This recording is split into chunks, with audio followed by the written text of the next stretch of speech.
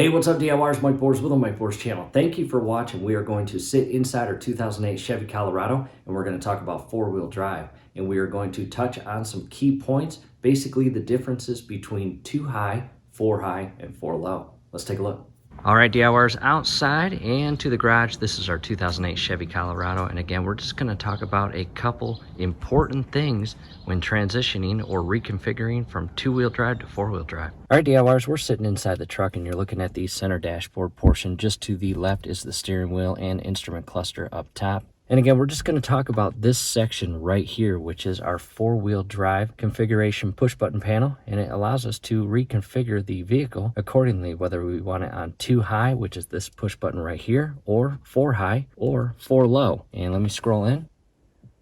At this point, again, let's direct our attention to the far left push button. You can see a number 2 and an up arrow. And just to the left of that, you see 4x4, which means 4x4 or four-wheel drive, however you want to say it. And right now, we are configured in two highs. So basically, when I start the vehicle and leave the driveway and go for a ride, whether I'm just in the city driving or I'm on the highway, two high is a configuration that is most standard when you don't actually need four-wheel drive. In other words, I'm not pulling anything such as a trailer, a boat, a jet ski, a pair of snowmobiles, nor is it the time of year that weather really plays a factor in whether or not I'm going to be in two-wheel drive or four-wheel drive. So again, standard configuration is two high, and two high, I can go any speed. I can go 1 mile an hour, 5 miles an hour. I can go 70 miles an hour on the highway, and that configuration is not harming the vehicle or suspension while I'm driving. So I wanted to share that little bit of info with you, and feeding off basically the 1 or 2 o'clock portion of the two high push button, you see this white line, and it comes up and then levels off and makes its way all the way to a drop line, which goes into the letter N, and that is neutral. And you'll see this neutral light up here shortly when I'm shifting through the gears and put it in neutral to reconfigure the vehicle suspension wise and drivetrain wise from two high to four low. And as you can see, following the line further to the right, notice how there's no drop line that connects the four high to the two high. However, as we continue to feed ourselves to the right, and it makes a downward angle basically at the 11 o'clock into the 4 and a down arrow that stands for four low. And the engineering behind this little line here is basically just to inform the drivers that in order to go from two high to four low, it needs to be set in neutral, because long story short, you are reconfiguring the suspension substantially. And here shortly, I'll show you that, as well as put the camera underneath the vehicle so you can actually hear all the linkage and changes suspension-wise and configuration-wise that takes place.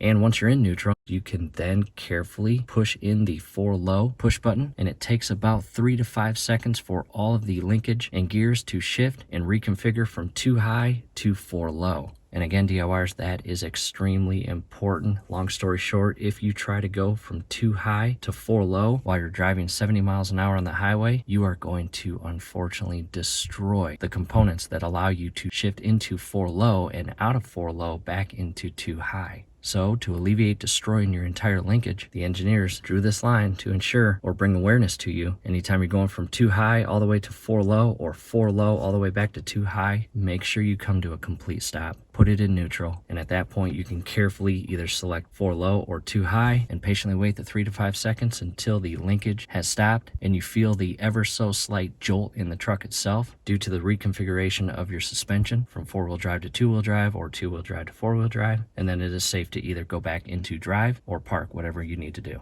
So now that we have covered that, now let's talk about the difference between four high and four low. And we'll start with going back to two high. Again, that's standard. That's what most of us have the vehicle in or configured while we're out driving throughout our normal day or week of driving. However, unlike four low, four high allows us to configure without putting the vehicle in neutral. In other words, I can be driving 25 miles an hour through the city, or I could be driving 70 miles an hour down the highway. Anytime I want to go from two high to four high, all I have to do is select four high, and the linkage and mechanics are engineered in a way to allow you to reconfigure between the two while you're driving. Now, me personally, I always, no matter what, regardless of the engineering and mechanical linkages and how they're built, I always come to a complete stop, put it in park, wait about 3 to 5 seconds, and then select which mode I want to be in, whether it's two high or four high. And then I wait a few seconds, put it back in drive, and continue on. However, back to four high compared to four low, or the differences between four high and four low. Four high is for everyday driving, just like two high. However, in different circumstances. Say, for example, it's very snowy or very icy. Well, it's safer to be in four-wheel drive, right? As opposed to two-wheel drive.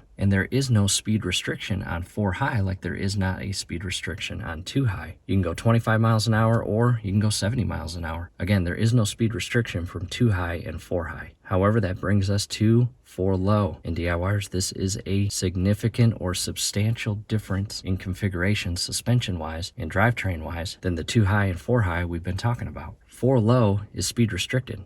In other words, you'd never want to go any faster than like 5 miles an hour in 4 low because it's not engineered and mechanically built for high speeds. The whole purpose of 4 low is to configure the drivetrain, suspension, and engine torque to the absolute strongest towing capability. And as far as the setting, when you would be in 4 low, it could be as simple as being at a boat launch to pull a very heavy boat up and out of the launch to level ground, where you can then come to a stop, put it in neutral, and then configure it in 2 high. And once it's in 2 high, you can then go to 4 high to allow you to pull your boat in 4-wheel drive. In addition, if you're pulling like a tree stump or something extremely heavy, you will be in 4 low because, again, that gives you the most torquing pulling power that the vehicle has to offer. And you will not get that in 4 high or 2 high. So I wanted to explain that to you. And DIYers, extremely important. Again, 4 low is speed restricted. Do not go over 5 miles an hour in 4 low. Maybe 10 max depending on the vehicle. However, for our specific Colorado, no more than 5 miles an hour. You will absolutely destroy your 4 low configuration option within your tow package of your vehicle. And if that happens and you want it back or you want it fixed, plan on spending a ton of money. In other words, just don't do that. And again, back to 4 high, in the event that you're cruising down the highway and you've got your boat or your jet ski, or you're pulling a trailer full of wood or snowmobiles, or a trailer full of stuff, whether you're moving or you're using your trailer for business, such as landscaping, where you have a bunch of equipment like mowers and string trimmers, 4 high is an okay configuration to be in, as well as 2 high, however, not 4 low. From here, I'm going to start the truck and I'm going to work my way through the 3 settings. Again, 2 high, 4 high, and 4 low. All right, at this point, sorry, the camera is shaking. I'll do my best to not allow it to shake. And I'm in 2 high right now. And if I want to go driving, that's fine. I can actually reverse out of the garage, hit the streets, and get up to speed without any issues. Again, that's the standard configuration. However, in the event that I want to go from 2 high to 4 high, I don't even have to push anything. I don't have to reconfigure the transmission from park, reverse, neutral, or drive, or push the brake. All I need to do is push the 4 high. And you will notice it starts blinking. I did hear the linkage down below make an ever so slight change in sound. And once the light stops blinking, as shown here, we are now configured in the 4 high. And I'll go back to 2 high, as shown there. And from here, I am now going to push on the brake. I am at a complete stop. I am going to bring the vehicle to neutral. There's reverse. And there's neutral, and from here I'm going to select 4 low. And we are now in 4 low. And I think I have a burnt out light. And now that I have been in 4 low for about 10 seconds, I am going to carefully continue holding the brake and push on the 2 high. Again, the feeding line from 4 low all the way to 2 high requires that neutral position in the transmission.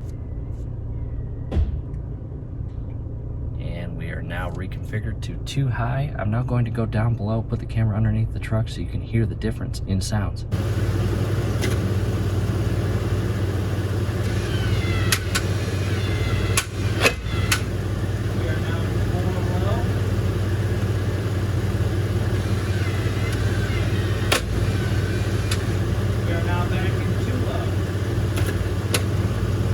Taking a step back, and DIYers, that's all I wanted to cover in this video. Again, the differences between 4 low and 4 high and 2 high configuration wise.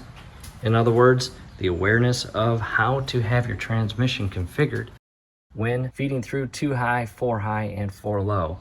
In other words, don't destroy your system. It will cost you thousands and thousands of dollars. That would not be good. And a couple things real quick. We just replaced our entire taillight lens housing on each side of our Colorado. And down below in the comment section, as well as the description section, will be a link on how to do that. In addition, down below, a link on how to replace this entire latch in the event that that breaks, and how to remove a tonneau cover, how to install a brand new tonneau cover. And in addition, check this out. This is our 91 Z24 Cavalier, and engine's dead. However, it is on skates or roller skates, whatever you want to call them. And I am not a strong guy, but I am able to maneuver this vehicle very easily by myself, just by allowing the car to rest on all of those caster skate wheels. Pretty awesome. So again, we hope this helps. Hey, do us a favor, below the video, you will see that thumbs up icon. Click on that, like the video, subscribe to the channel. Definitely ring your YouTube bell. That would be very helpful to us. We would really appreciate it. Thanks again for watching.